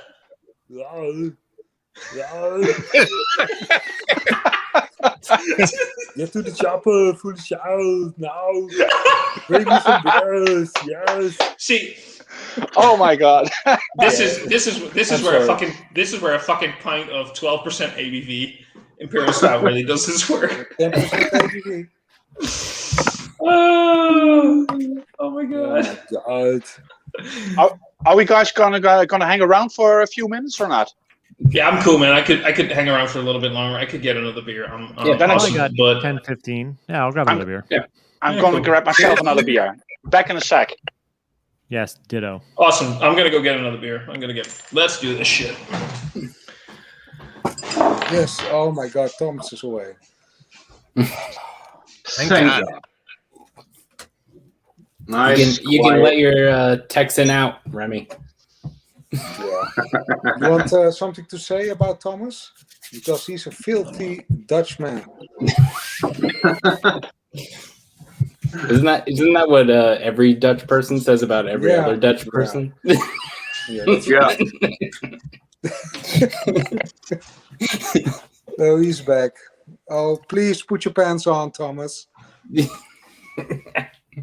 Oh my god. Oh my. No, Thomas, don't. Dude.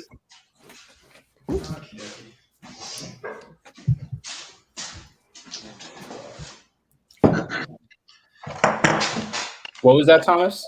That was This is a quadruple. Is that what? no. This is a. Wait, let me put myself in solo layout for a second. I didn't quite read the Oh bottle. my god, please make me crazy. Quintuple. So what this is it's Polish actually, Oh. and it's sort of like a blend of a. I should. Shit, it's all in Polish. Read. No, there's literally not an English text on this. Holy crap. If I remember correctly, this is basically sort of like a blend between a barley wine and a quad. Hmm. It's 12% ABV and it's bourbon barrel aged, and it's Polish. Oh, what was the Barley wine 26? quads blends on the- are sneaky delicious, by the way. What was that? Is 12%? Yeah. Was that 26 on the front of it? Because then it said 20. 26% WAG. What? Fuck me if I know. It's Polish. Oh. What do you want from me? What do you want from me? You expect me to speak Polish? What the fuck? Oh no, I just Yeah. Let me fucking Google this shit for you. Give me a moment, okay? Let What me brewery? check out. no. I just saw the 26, and I thought that was the alcohol percentage. I was like, "What are you doing, Thomas?" Thomas. Okay, so you are aware of the fact, though, Keith. You know me.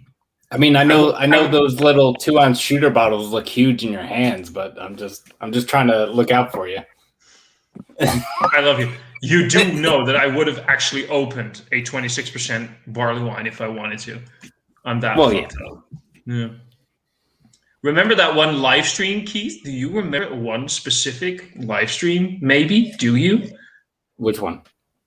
Oh, are you talking about the one that I specifically don't remember? Yeah, that one. Yeah. Something about Katie having to pick you up and stuff. I keep needing to go back and watch that one. Yeah. Oh no! Please don't. I haven't watched it. Is that the one? Is that the one where I did the drunk dial? No, that's not the one where I did the drunk dial. I did a drunk dial at one point. No, that was I don't remember. Like I seriously still don't remember if Matt started that live stream or if we joined your live stream. Like I have no idea. I did a live stream. Outside in the cold. That one. Yeah. After the barley wine. After the barley. That's the one that you after the 5 barley wines. Yeah. It's like after the barley wine. After we drank for 9 hours and opened 14 barley wines. That one. Oh yeah, that one. Oh, okay, yeah. I know exactly what you're talking about. Yeah, and I remember that the and we're outside in a tent in like negative 15-degree weather. Yeah, that one. Sure. Yeah, hot fire around us, like torches and all kinds of shit.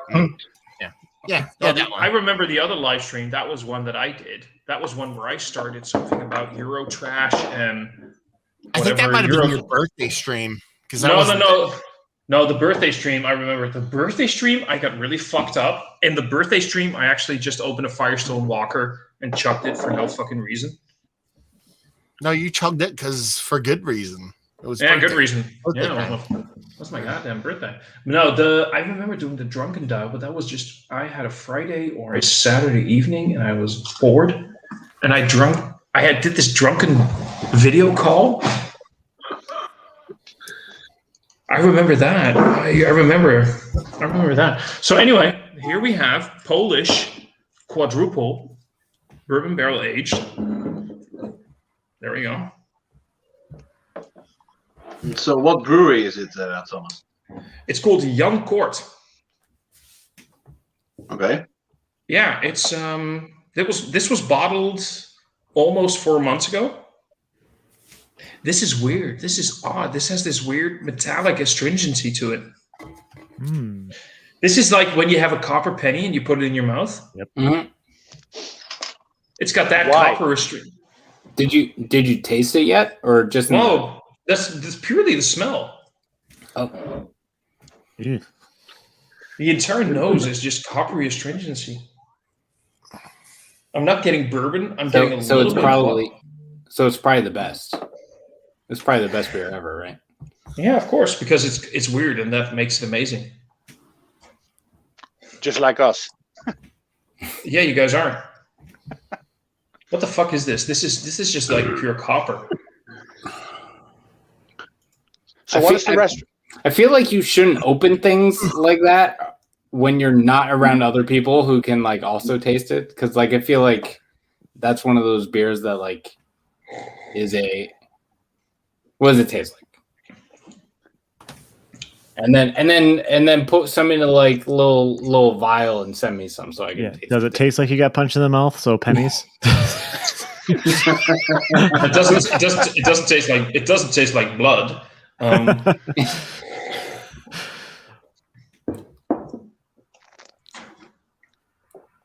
I'm just quickly popping this comment up. Remy. Yeah. Oh, dude, that's what you should do for like. You should do like a like the week leading up to Halloween. Do beer reviews in different Arnold Schwarzenegger characters from this movie, like Kindergarten Cop for sure, Terminator. Oh, poor baby. Yeah, Last Action Hero. Yeah, definitely. Yeah, do it. If you don't do this, I'm going to be very upset. Come October. So do you have how many months until October? You have a while. I totally agree, Sean. Yeah. Oh, shut up, Douglas. Start preparing now. Sit down. Sorry, Remy. You're my twin brother, but he's my brother from another mother. We are both ginger, and we don't have feelings. So no souls. No gingers. Oh wait, sorry. Only a ginger can call. Yeah, only a ginger can call each other. Thomas is also my brother. It's not racist if we're calling each other gingers. I'm not your no. Remy.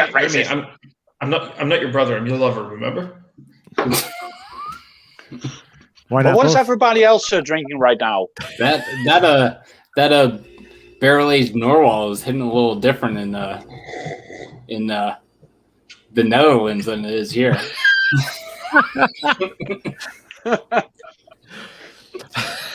But That's Doug, so- to answer your question, I'm drinking a smoked Helles from Idle Hands. Oh, It's nice. really good. It's like lightly smoked. It's really good.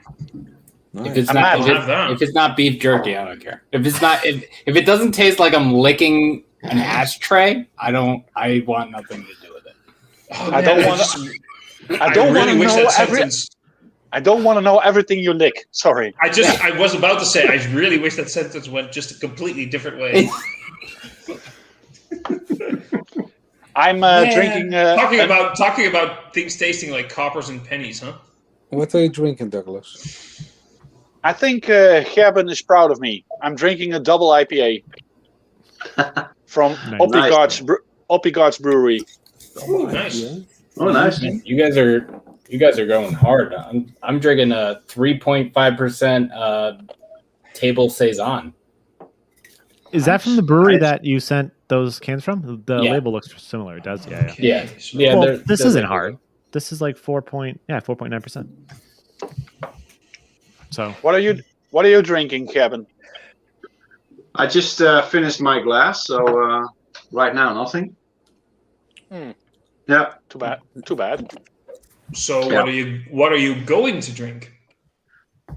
I don't know. Probably something with a low ABV, I think. Not a big imperial stout or. Fun. smart.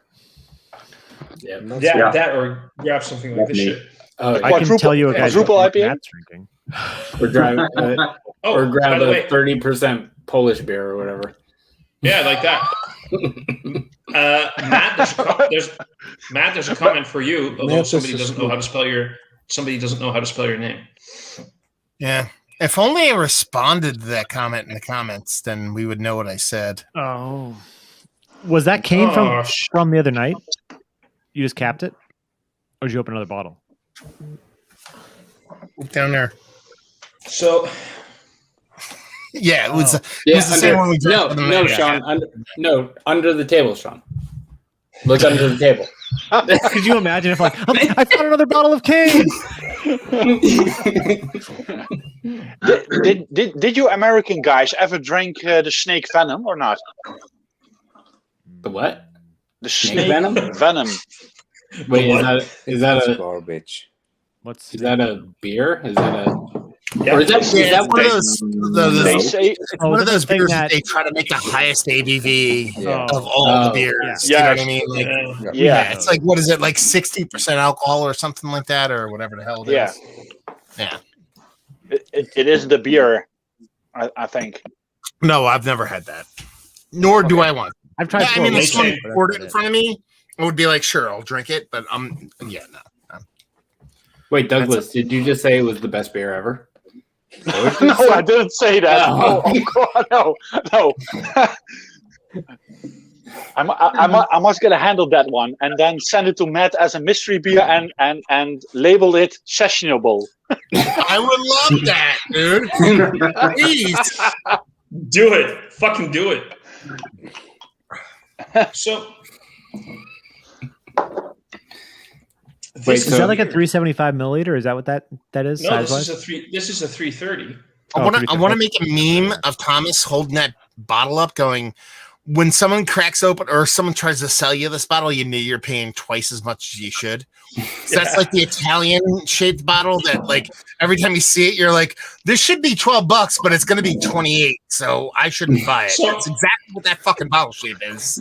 It was only €8. I'm not sure if it's worth €8. But it's fucking interesting. This is like all the plums, and I'm not getting bourbon, but it has all that plum, sort of like astringent, oaky dryness with some spicy notes, some sort of woody herbal notes. This is a really weird fucking beer in a great fucking way. It's weird, and I kind of wish I'd reviewed it, but I guess I kind of did now. But You can't review all the beers.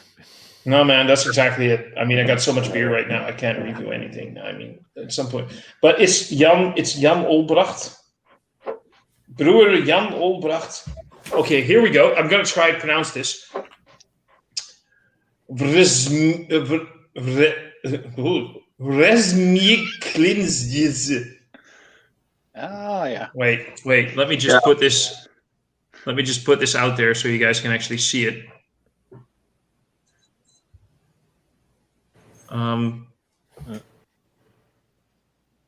Brouwer Jan Olbracht.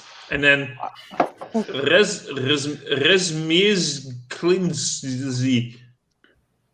I don't know about you guys, but I totally understand. Okay.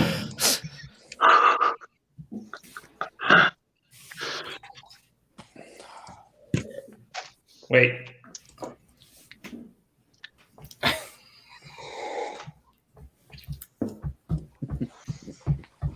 So, Sean?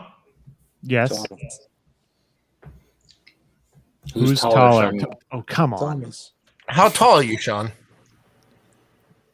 Like 1 million milliliters? Seven. I don't know. No, like seriously.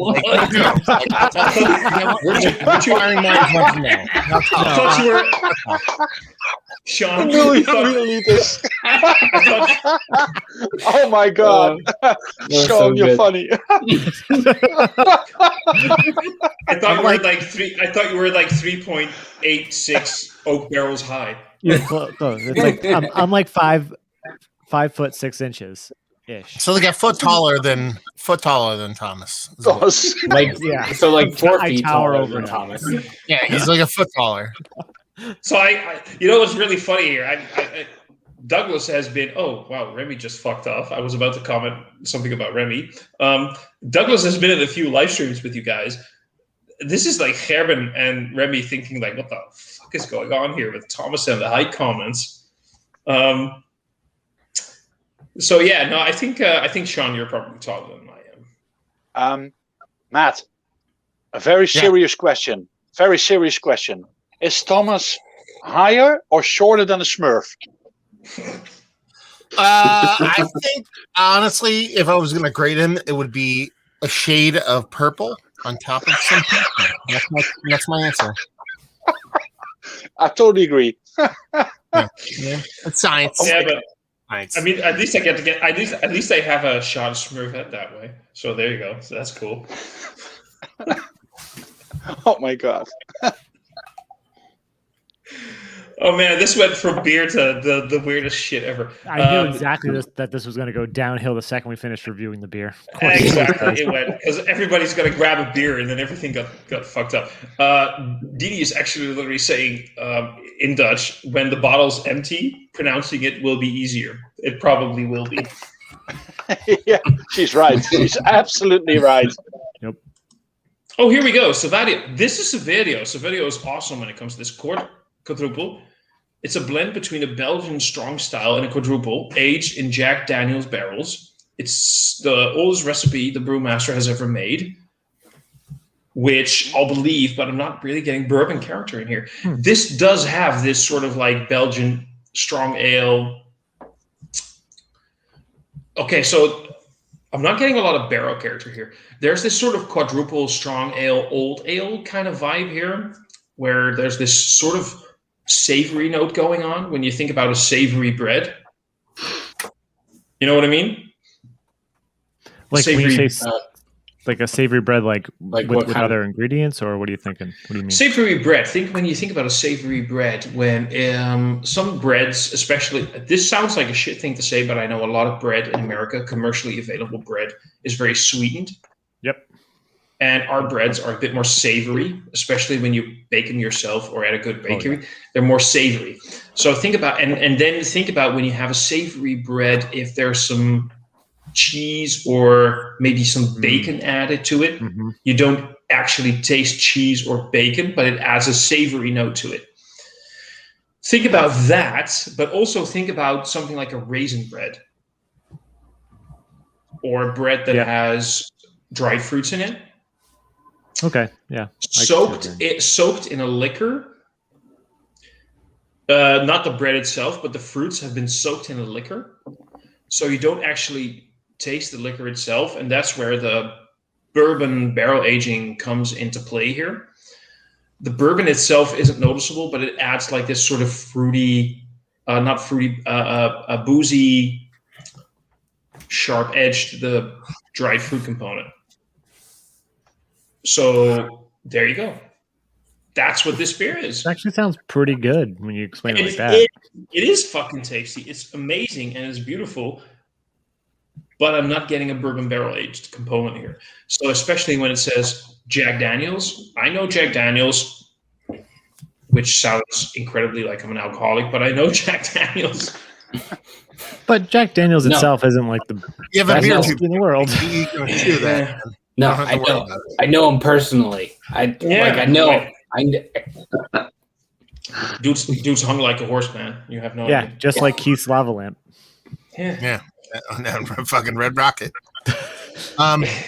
But yeah, this is tasty. This is fucking tasty, and I love it. And which is funny because I think it's supposed to actually be like a rocket, like Red Rocket.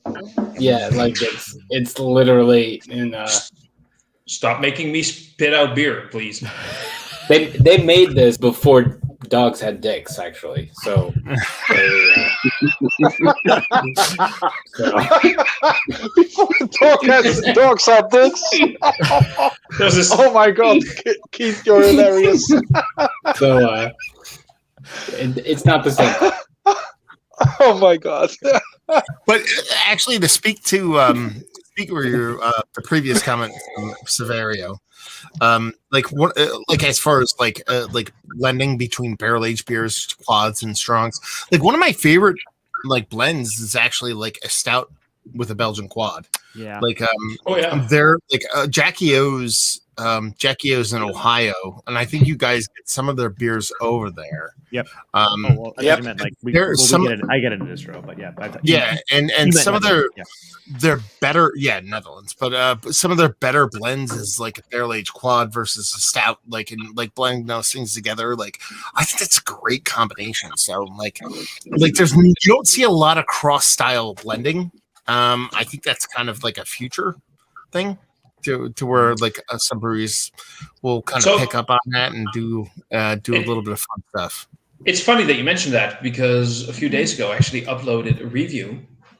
Yesterday I uploaded a review of the AleSmith and Omegan collaboration thing. Yeah, their viscosity. What is it like a philosophy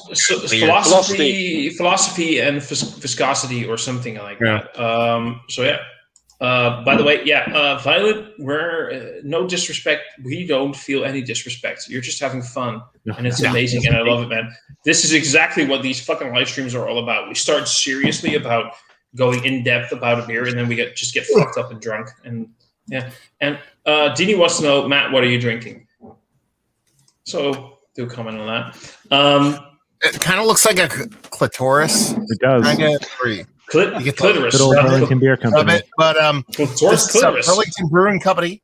This is their Petal Prophecy. This is a honey-based India Pale Ale. Dude. Coming at a scorching 6% alcohol by volume. So yeah. Wait, is there being responsible? It's just a honey IPA? Yep. Oh, 6%. I was thinking it was going to be like some like rose hip something. Nope. No. You wouldn't like it then, Keith, if it's not. It's delicious. I kind of feel sorry about the fact that Matt, clear beer. Hashtag clear beer. Yeah. Matt, be real honest to us. Be real honest to us. Did you buy it because of the can art? I'll be honest with you. Matt doesn't buy beer. Like, Burlington Beer Company is like, they just started distributing in New Jersey probably about like 4 or 5 months ago. Yeah. And they crush it on like the low ABV beers. So like more than half the beers that I find from them are sub 7%. And there's some getting to like the sub 6, some 5, not sub 4 yet, but I honestly looked at the beer and went, okay, it's Burlington because they have a distinct Oh yeah, label. you can definitely tell. You know what I mean? You know Burlington when you see it. And basically I grabbed it and I rotated it and I saw 6% and I said, I'm buying it. Like nothing else. I didn't know it was honey based. I didn't know anything. I said, Burlington beer, what is this? 6%, not a porter or stout, not a dark beer. I'm like, I'm buying it. That's literally why I bought it. Because anything I've had from them that was like sub 6.5% that has not been a stout, and all their stout stuff is, or porters sub 6 have been great, but I wanted something to like drink, not like a heavier beer. I'm like, I'll fucking enjoy the shit out of it. Yep. Like this drink's like 8.5%. Like I feel like I'm drinking the 8.5% and double IPA right now, but it's only 6%. But so the great beers. From sweetness to hoppiness, yeah. I mean, this is a great brewery. I've been to the brewery I think 3 times in my life. They have a great spot too. It's and they're building a huge like sour, like funky program out and stuff like that. But they make so much good, great beer. Yeah, great brewery. Yeah, their stouts are phenomenal. They're a little expensive, like $32 for a 4-pack, but like most of them are like crazy barrel aged. How much? Wait, did you just say 32? Best Belgian quad I've had from an American brewery, they're up there with that. If there's a barrel aged beer, it's $32 a 4-pack. Yeah. So talking. I guess your language, beer, Matt. That's not that. Sorry, bad. I'm still hung up on the fact that Matt said clitoris instead of clitoris, but that's just me. So this is the brewery that I was talking about before, Wandering Star. Oh, when you were in my neighborhood, you didn't come by. Yeah, that one. It's literally this dude just has like these paper labels that he just sticks on. It looks like he prints it out on his printer and it's like has a glue stick. It is. It's so good. I keep telling Katie that's my favorite brewery now because it's just. So how far is it from you? All jokes aside, like it's like 3 hours. Oh, so you went 3 hours specifically for that brewery? No. Or did you go someplace else? Yeah. We went, but it's Keith. He goes anywhere for the good beer. We did a thing for the. Thanks for sharing, Keith. Yeah, that got weird, right? Okay, it wasn't just me. We did a thing. We went to Massachusetts to do a thing. Yeah. So if I were to translate, this is Dutch saying, and if I were to translate it to English, it would be great story, nice and short. Have a cake, go eat it. You're absolutely right, story, Thomas. bro. Yeah. Massachusetts has things that we don't have in New Jersey or New York, so we have to go to Massachusetts. Not for me. What? But, legal weed? Yeah. And lava lamps. Yeah. Actually, my lava lamp runs on marijuana. It's it's an old school lava lamp. Yeah, I don't like to talk about it because technically, I get it because anytime I see, or actually, it is legal here now. I guess. Be honest. How often before you refuse do you smoke? Never.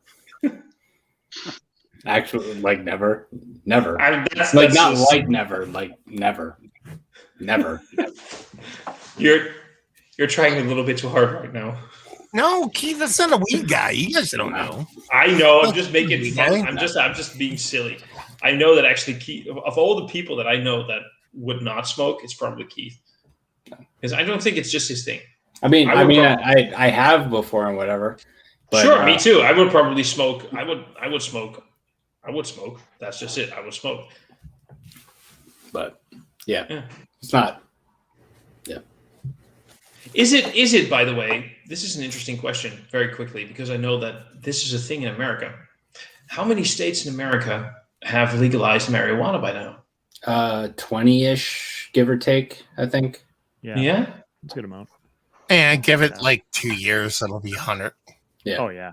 Well, not 100. There'll be a couple Bible bumpers. Like, fuck that noise. What is that supposed to have no money? You meant 100%, not 100 states. I get you. That would have been interesting. It's 100 out of 50 states have legalized. I suspect that it's more reasonable to think that every state will legalize it before it is federally legalized. Because right now it's still not federally legalized. Right. How does that work? Well, that's an interesting. This is actually seriously a question. If all the states, in a sec, guys. Yeah, go for it. If all the states would legalize it, but federal doesn't, how does that work for you guys? It means like crossing state lines and stuff like that. Yeah, there's been things like that are existed for years, like prostitution and gambling, and like there's like a lot of things that are like legal in some states that aren't in others.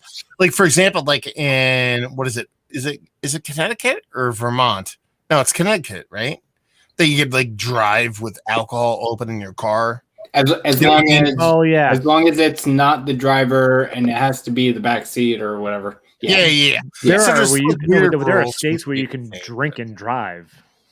Yeah, there are states where you have like pull up slushy alcohol. Like in Kansas where like you can drink I think and Mississippi drive. is one of them, or whatever. There's nothing to hit out there. You can't hurt yourself.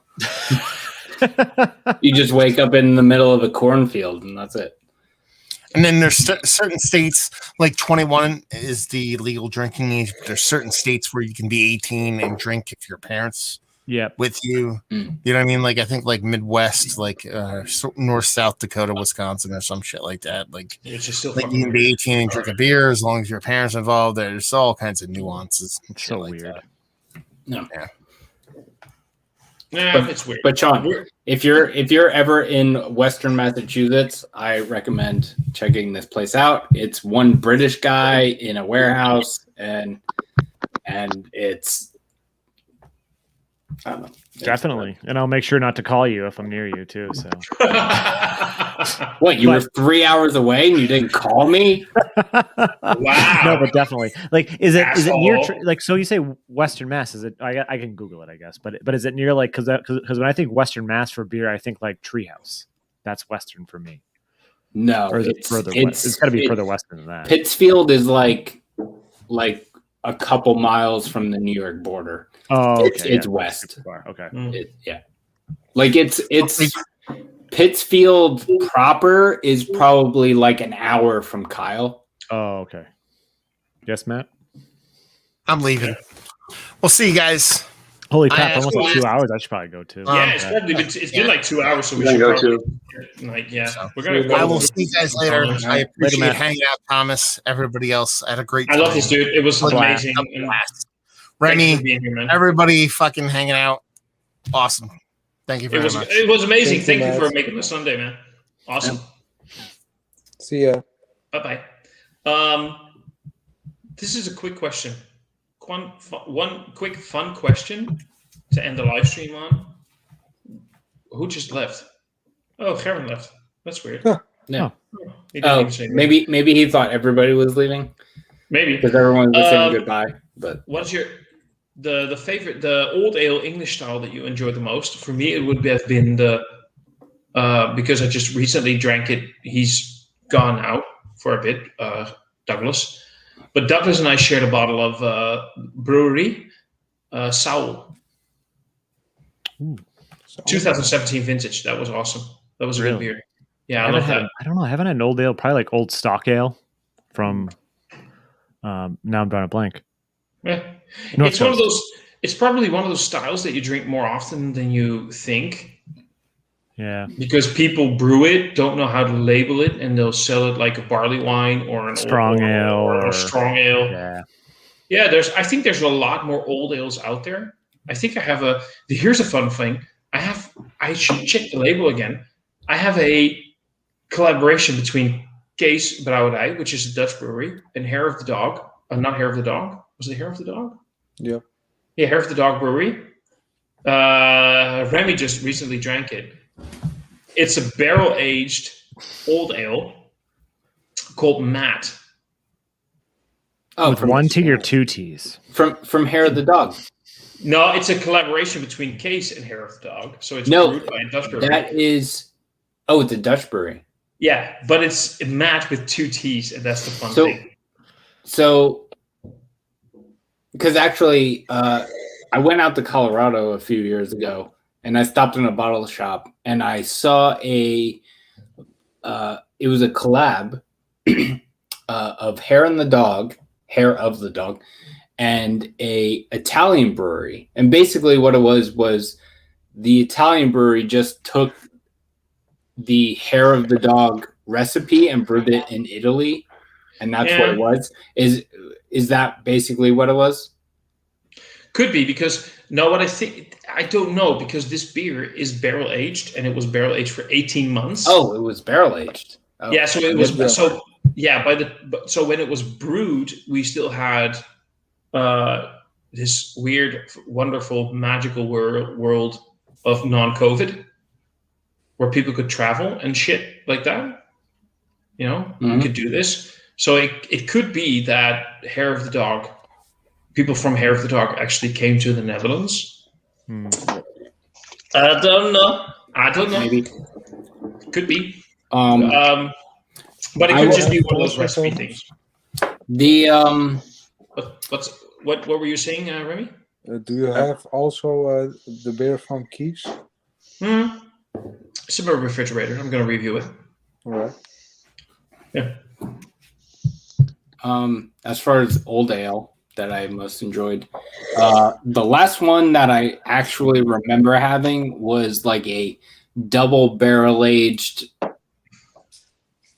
old ale from Kane, and it was aged a few years. So like, I remember liking that a lot, and I think that's the last one that I remember having. So.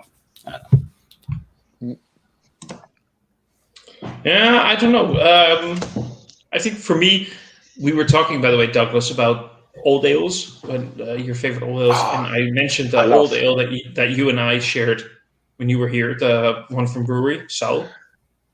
Yeah, that was a good one. Yeah. Also, the one we drank the first time at your house from CC Brewery. That was a good one. That was a good old ale. Yes. Non-barrel aged. That was nice. Matt and Gerben resigned? I don't know where Gerben went. Gerben just dropped off. He disappeared. Okay. Could be his internet. But we are hitting that 2-hour limit, so maybe we should sort of start thinking about, Sean has to take care of a hungover wife. Yeah, I got to do some stuff too around the house. It's also my last day of vacation, so this was nice. This was awesome. And Keith has to make sure that when Katie comes home, the house is nice and proper. So, A little bit, yeah. Yeah. And us Dutch guys are actually nearing the point where we have to say bye-bye, because we probably need to go to bed. sleep. Yeah. I have to work in the morning. Yeah. I'm looking at the beers I had today. This is going to be fun. Yeah. Shit. I'm trying to tell myself that I'm not going to have another beer after this one. Yeah.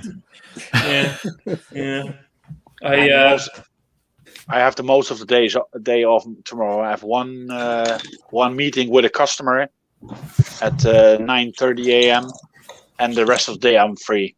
Oh. So God damn it! Like I'm probably gonna clean for an hour and then review like 4 beers. That's probably what's gonna happen. Laundry. I have to do laundry. That's good. Oh man. Oh, okay. This stream just got really real. Like beer tubes is not a crazy thing. Like we still have real lives. I gotta do laundry. He's gotta clean. We're real people. We're pretending like we're living a rock star life, and then suddenly shit happens, and like I gotta clean my dirty undies. Quick question from Saverio. This is a nice one. When you think that is okay? How much time in a barrel is too much time in a barrel? It really depends on both the base beer and the barrel itself. Well, it really depends. I would think the biggest factor is what the brewery or brewer is going for. Mm. Like, they get to be like 1 year is good enough, or 5 years is good enough, or whatever. Like to like what they want, because ultimately it's the beer they're brewing and aging and whatnot. So I would say that's the ultimate factor. But as far as beers that I've had that have been aged, like there have been some breweries where they've been like, oh, this was aged to perfection, and it's like, this is not perfection. This is hotness. How long did that Suarez barley wine age? But that wasn't in a barrel though. That was in a bottle, though, which is different. Yeah. But I don't know. I'm trying to think. Like, what if 24 months is probably the longest I've had a barrel? I don't know. There are. I know there have been. Because like I know some breweries have like the same beer aging in or. Remy looks like he has an idea. Sorry. All right, go Remy. I'm just curious about the question about Sjoerd. Is this the 40 plus tube? 40 plus beer tube, are we all 40 plus? I'm yeah, sorry, we are. Sjoerd, but I'm not 40. I'm not 40 plus yet. Nope. I'm not 40 if it's 40 plus, I'm the only one that's highlighted then, I think. Keith, well, what's your age, Keith? You think I'm... Wait, you don't... Keith is younger than I am, actually. Keith is 30. What's your age, Keith? Keith is 33, I think. 34. Keith is younger than I am, dude. Wait, Remy, are you saying that it's hard to tell whether I am plus or negative 40? He's saying you look old, Keith. No. Looking old was cool in high school. It's not so much anymore. But you know what's funny, Keith? I look at you and people think you're 40 plus, and I look at me and people think I'm just over 30. Well, yeah, that's because you're like 4 feet tall. Hey guys, you know what's the most funny? I look the youngest, but I'm the oldest. No. You look the prettiest, but no. Here's the thing. Oh my god. You look the prettiest, but you are the ugliest. Whatever. Yeah, sorry, I am. I'm drunk. I'm getting near drunk here. Douglas, you don't look a day over 60. That's my joke. God damn it, Keith. Douglas is the oldest guy here in. Yep. All right. I always made this funny joke. I am never gonna look as old as I am. So, yeah. You're never gonna look as old as Thomas is tall. And that's when we end the stream. That's the perfect time to end the podcast. Wilfred's saying. Oh, Wilfred, yes. Wilfred is saying, thank you guys for Wilfred. Thank you for sending the Dutch Beer Collective this beer. Yep. And thank you, Keith, for sending me this beer. There you go. That was awesome. Because this was this was amazing. This was 2 hours of epic fun on a Sunday evening for us, Sunday afternoon for you guys. Yep. Thijs is asking what we're doing. Oh, wait. He's asking what we're doing on Tuesday, probably still being hungover. And because we're 40 plus. Yeah. 2-day hangovers make sense. Yeah, Sjoerd saying, I gotta admit, I'm 40 as well, and now I have to go prepare a bottle for my 5-month-old daughter. Man, Sjoerd, just so you know, I kind of hope that at some point I actually am, like, I really hope I'm going to be as lucky as Matt and you and be in my 40s. And,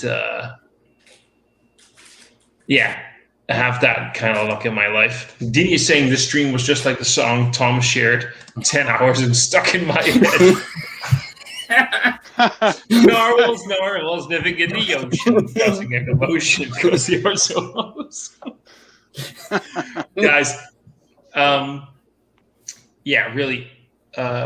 Keith, you were a legend for sending these beers to Sean. Yeah. And Matt. Well, apparently they only sent it to the ShopRite Liquors down the street because so weird. I'm shocked. I don't. It's gonna like I'm gonna walk into a beer shop like tomorrow, and they're gonna have like a plethora of it. Like, okay. And you know what, Sean? You know yourself. You're going to buy it. Oh, I probably still will. Yeah. Oh yeah. Oh yeah. So because Mike needs to do his Yeah. Well, he still has his one can, so maybe I'll just tell him to like sit on it unless I can find like 4. Like literally sit on it though. You should. Yeah. Sean, I really, yeah. Just a little question: are you a Pittsburgh Penguins fan or not? No. Why not? Why would I be? Pittsburgh. Yeah. Okay. The fair question. I'm like, well, black and blue when it comes to hockey. Oh, you think because of this? No. Just because you're from Pittsburgh, all right, or not? No, not Pittsburgh. Oh, sorry. I thought that Boston. was Close. Boston. Both black and yellow, which makes sense. But I'm not really a hockey fan, anyways. No. Okay. No, I am. Sorry. Yeah. Here's the thing. When you're from Boston, you can make a khaki. Boston Bruins. Khaki sounds like a car key. Car key sounds like khaki.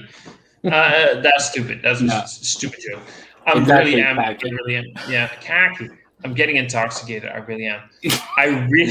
I really wanted to thank Wilfred. I really wanted to thank Wilfred for sending the Dutch Beer Collective this beer. That was awesome. You basically sponsored 2 hours of utter bullshit. 2 hours of madness. 2 hours of insane fucking madness. I really wanted to thank you guys because this was awesome. This was just fucking awesome. This was so great. I'm so happy. I'm just happy to be here. I just realized we just hit 11 viewers. You were higher earlier. No. That is what I wanted to say. 11 people watching is the lowest so far. Oh, okay, nice. We hit. That's basically just because of your sexy beard, man. We were. I'm gonna say the Keith stash, but yeah. It's a key stash. We were doing awesome, and this was one of the best live streams I've had in a while. This was better than my birthday live stream. There you go. Oh, I was just gonna, Sean. You should make Mike review the beer, but like in his like really close up iPad view, and that's the whole thing. Just him by himself. And make sure he does 4 of them. He has to do 4 of them. Yeah. Or he drinks 3 regular Narwhal from this year, and then this is his final one. Nail in the coffin. And then he shakes his pants live on YouTube. Too bad Mike wasn't here. And also Kyle. I know. Mike's on vacation though. I think they both have it, so we'll just make them both do a joint review. They should. Oh, Remy, Remy, you wanted to say something. No. Yeah, you did. No. Yeah, you did. He was going to say, Sean, I'm going to start working on my Arnold Schwarzenegger impressions for that theme week in October. I'm going to hover over the end broadcast. Yeah, just do it because we're never going to end. I'm going to hover. No, but I'm going to hover over the end broadcast button. I can actually do it too. No. Wait. This broadcast needs to end with Remy saying something like Arnold. Yes. Do it. Just say, no, say it like this. Say, quote me in Arnold voice. I'm not going to do the Arnold voice. There will be a theme week on my channel of Arnold Schwarzenegger based beer reviews. Do it. Yes. Do it. No. Say anything. Say anything. Say what? See you next time. Do it louder, better. Do it. The kids are asleep. They will be Fuck awake. them. Wake them up. They're kids. They have Arnold for their dad. What do you mean? Kids are assholes anyway. Oh, yeah, that's right. No, I'm sorry. Next time. Okay. Cheers, you guys. Cheers, guys. I'm going to end the broadcast here. You guys were amazing, and thank you for being you. Being a friend. And in the best way possible, don't forget to be awesome. Yes. Yeah.